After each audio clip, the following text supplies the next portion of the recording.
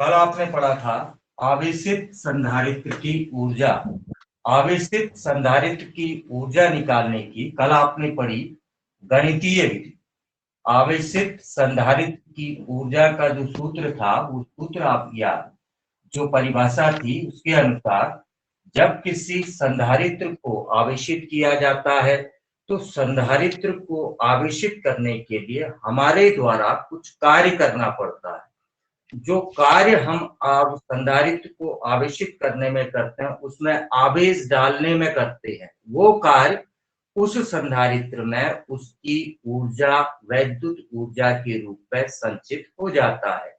तो कल आपने संचित ऊर्जा के 3 सूत्र निकाले। एक था आपके पास U इक्वल टू हाफ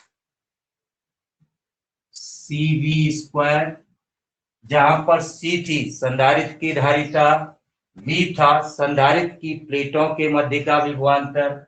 दूसरा सूत्र आपने पढ़ा U बराबर Q²/2C, ये हो गया आवेश और धारिता के पदों में।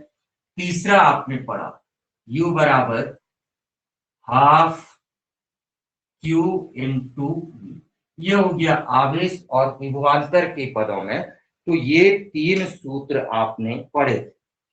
अब आप निकालते हैं आवेशित संधारित्र की वैद्युत ऊर्जा का सूत्र। कौन सी विधि? ग्राफी विधि। कल वाली परीक्षा में किस विधि से करो ये नहीं आता है, केवल ये आता है कि आवेशित संधारित्र की ऊर्जा के सूत्र का निगमन कीजिए, तो वो कहलाता। उसके लिए आप गणितीय विधि का यूज भी कर सकते हैं और ग्राफीय विधि का यूज भी कर सकते हैं। जब ये संधारित्र टॉपिक स्टार्ट किया था तब मैंने एक चीज बताई थी, किसी के ध्यान में है? जल डब्बा काम में आता है जल भरने के, और जल भरने पर डब्बे में पानी का तल बढ़ता जाता है। डब्बा काम में आता है जल भरने के, जल भरने पर पानी का तल बढ़ता जाता है। ऐसे ही चालक या संधारित्र काम में आता है आवेश संचित करने के, और आवेश जब उस पर बढ़ता जाता है तो उसकी प्लेटों की विभवांतर या उसका वैद्युत विभव बढ़ता जाता है। जब किसी चालक को, या पहले वाला बताओ, जब किसी डब्बे में किसी जार में पानी डाला जाता है तो उसमें पानी का तल बढ़ता जाता है। कब तक? जब तक पानी पूरा फुल ना हो जाए। जब डब्बा पूरा फुल हो जाता है और पानी डालेंगे तो वो जमीन में गिरने लगता है। वैसे ही संधारित्र काम में आता है आवेश को संचित करने के। जब संधारित्र में आप आवेश डालते हैं तो संधारित्र का वैद्युत विभवांतर, प्लेटों के बीच वैद्युत विभवांतर, चालक का वैद्युत विभव बढ़ने लगता है। कब तक? जब तक कि उसका वैद्युत विभव अपने महत्तम मान तक न पहुंच जाए।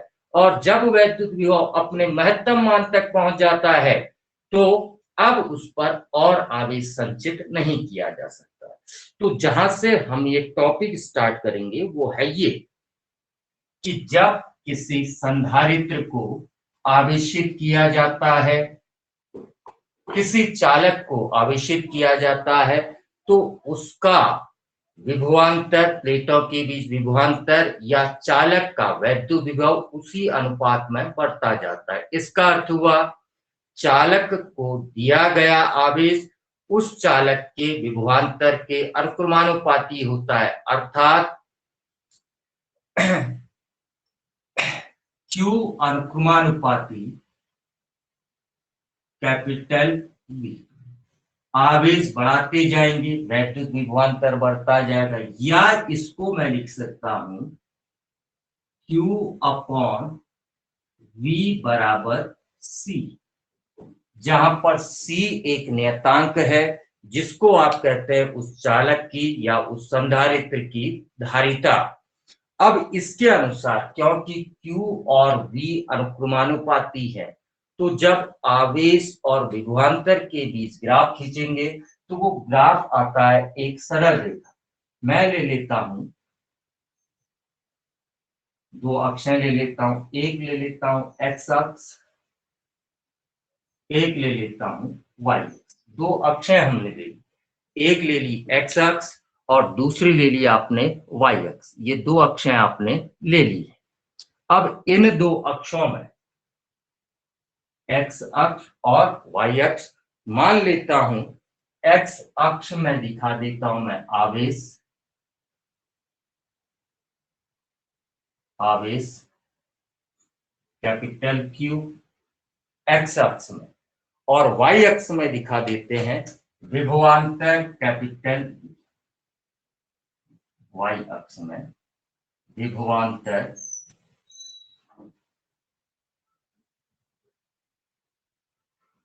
कैपिटल ये दिखा।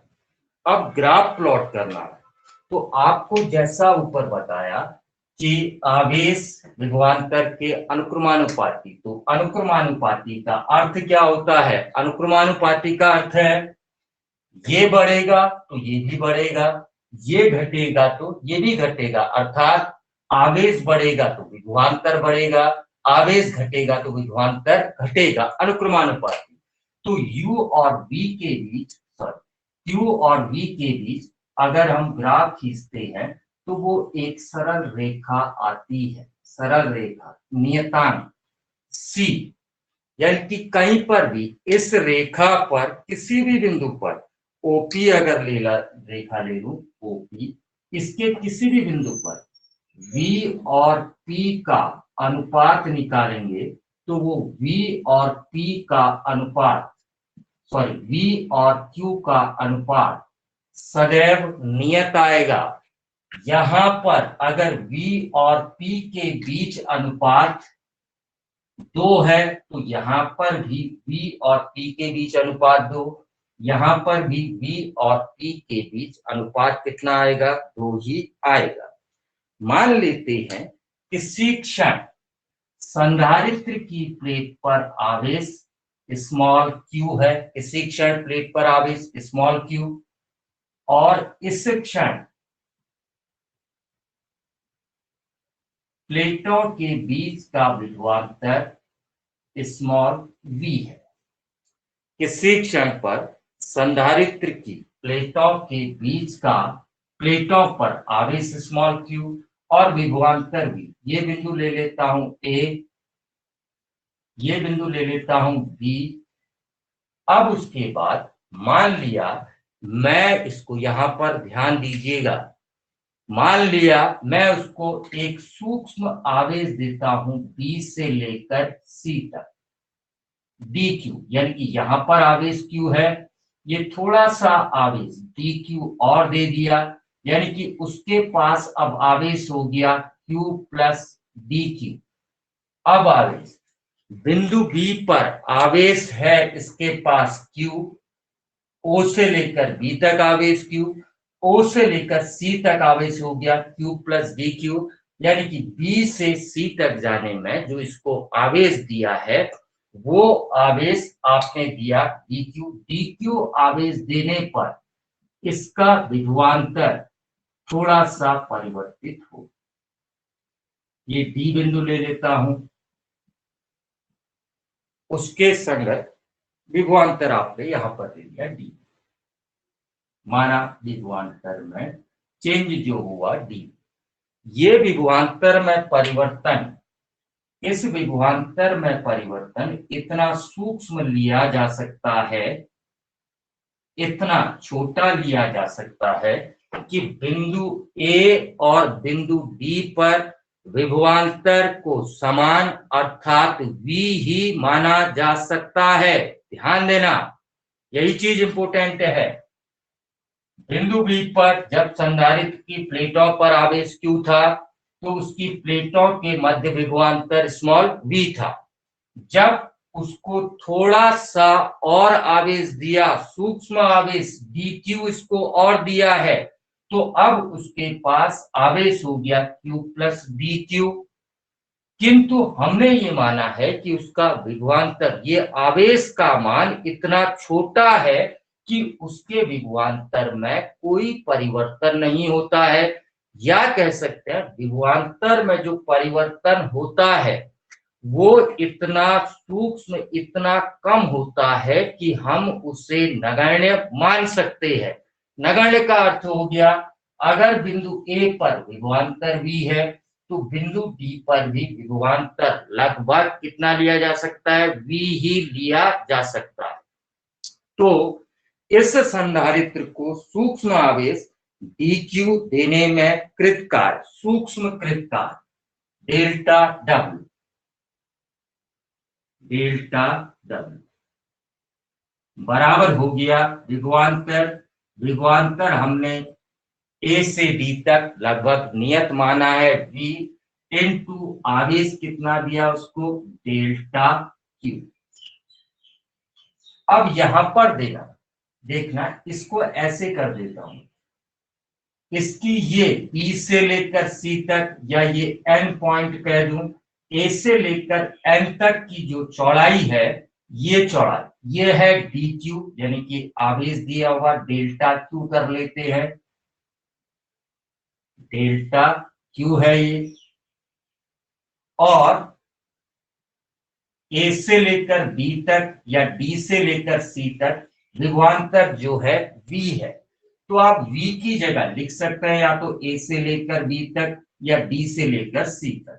तो आपने लिख दिया इसको DC इनटू डेल्टा Q की जगह कहां से कहां तक, B से लेकर C तक। अब देखना यहां पर क्या आ गया, ये जो है DC होगी, ये एक आयत के तरीके का है, आयत की तरीके का, क्योंकि ये dn का मान नगण्य है, लगभग 0 है, तो dn को लगभग आप 0 मान सकते हैं, यानी कि AB बराबर आप ले सकते हैं DC बराबर NC, इसलिए ये हो गया एक आयत, यानी कि यह हो गया DC इनटू BC, या BC की जगह आप AB भी रख सकते हैं, AB की जगह NC भी रख सकते हैं। तो ये हो गया लंबाई गुणा चौड़ाई, लंबाई गुणा चौड़ाई में इस पट्टी का क्षेत्रफल, कौन सी पट्टी का, पट्टी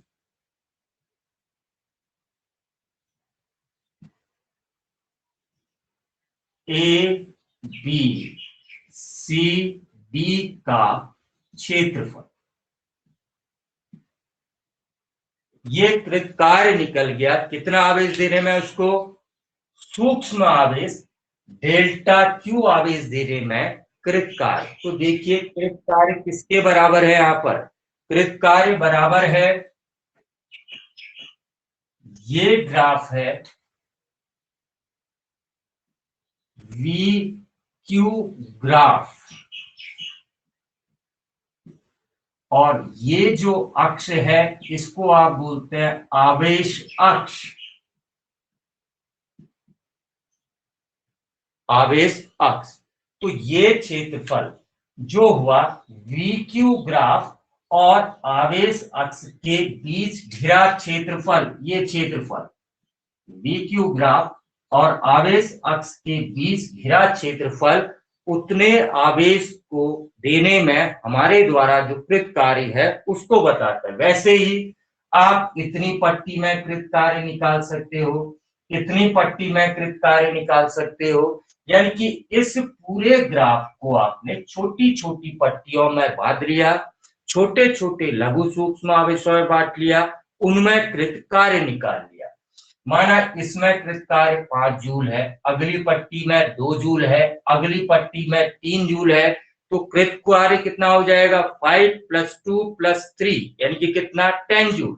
वैसे ही यहाँ पर कृत कार्य निकालने के लिए इन सारी पट्टियों के क्षेत्रफलों को जोड़ देंगे, O से लेकर Q तक के बीच जितनी भी पट्टियां आएंगी उन सब के क्षेत्रफलों को जोड़ देंगे, तो निकल जाएगा इस संधारित्र को O से लेकर Q तक आवेश देने में कृत कार्य।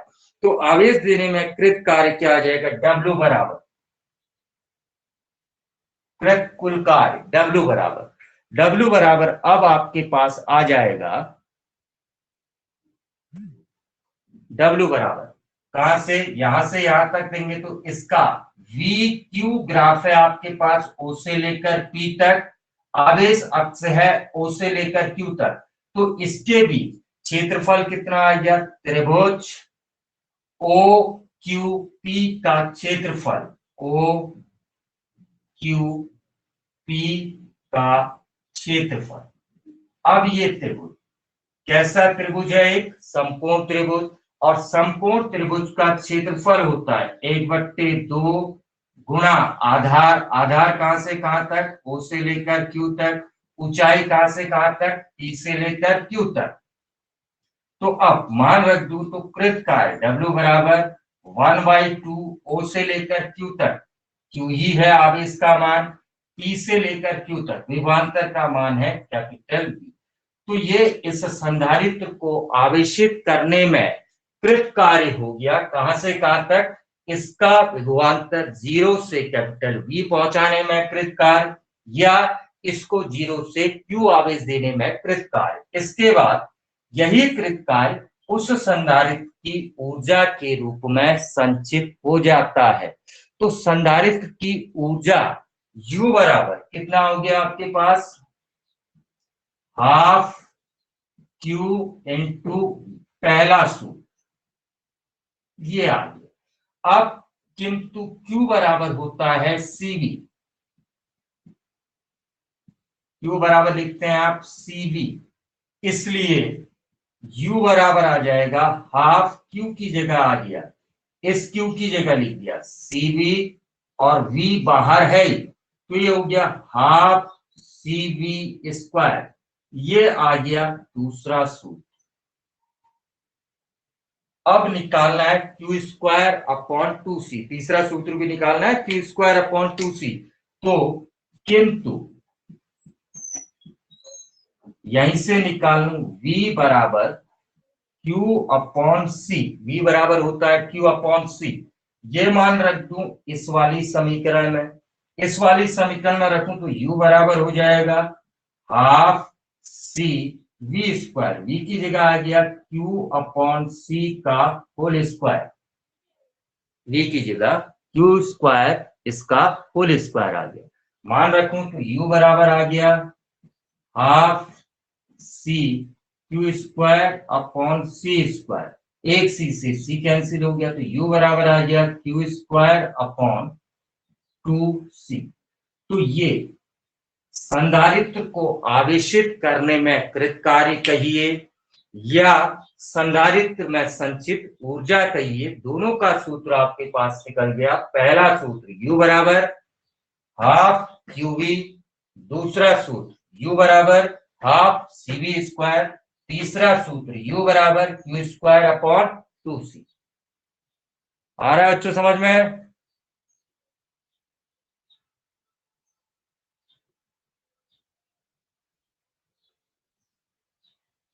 बच्चों आया समझ में? सर ओके प्रियांशु,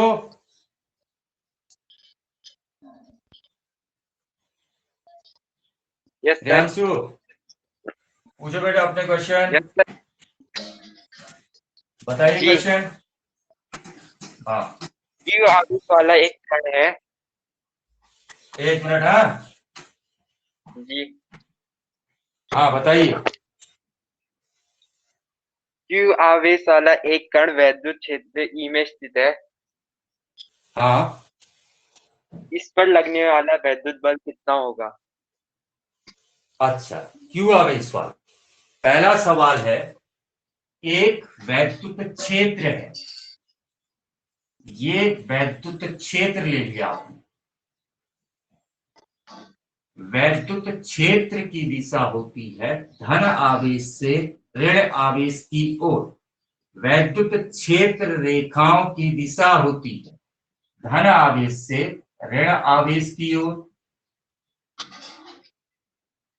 इस वैद्युत क्षेत्र का मान दे रखा है E, इसमें कोई आवेश रख दिया आपने प्लस Q, Q आवेश रख दिया, तो इतना तो आपको मालूम है, ये धन आवेश है तो इसको ये ऋण आवेश अपनी ओर आकर्षित करेगा, यानी कि इस धनावेश पर बल लगेगा वैद्युत क्षेत्र की दिशा में। याद रखिएगा, जब कोई धनावेशित कण वैद्युत क्षेत्र में रखा जाता है तो उस पर बल लगता है वैद्युत क्षेत्र की दिशा में।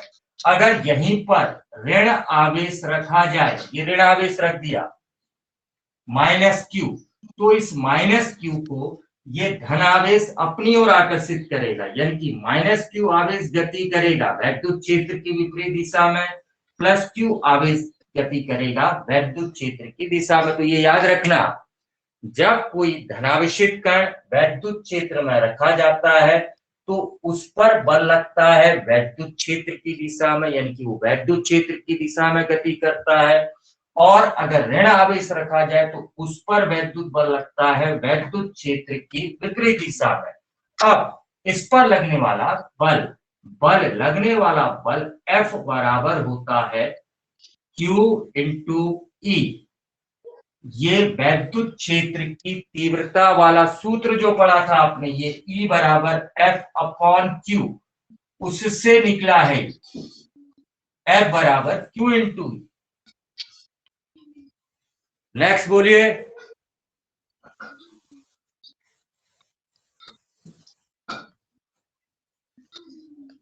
नेक्स्ट बोलिए प्रियांशु। जी, अल्फा कण पर कितना आवेश होगा? हाँ, अल्फा कण पर आवेश न्यूमेरिकल में है, ये फर्स्ट चैप्टर में भी है। तो अल्फा कण हीलियम का नाभिक होता है, अल्फा कण पर आवेश अल्फा कण पर जो आवेश होता है वो 2 गुना प्रोटॉन पर आवेश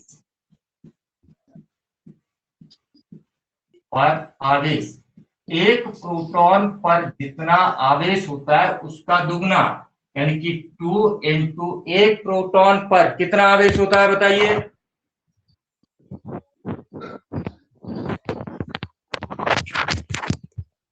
बोलिए, प्रोटॉन पर आवेश कितना?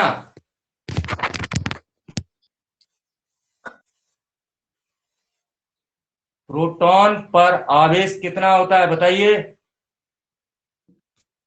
1.6 गुणा 1.6 इंटू 10 की पावर -19 कूलम। हाँ, 1.6 प्लस धनात्मक 1.6 into 10 to the power -19 coulomb, यानी कि हो गया 16 टू जा plus 3.2 into 10 to the power -19 coulomb, यानी कि अल्फा कण पर plus 3.2 into 10 the power -19 coulomb का धन आवेश होता है। ठीक है,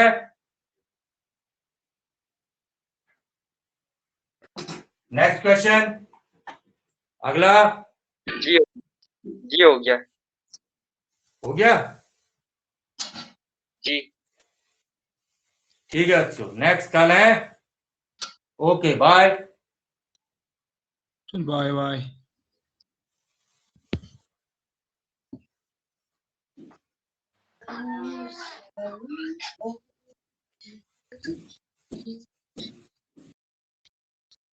बस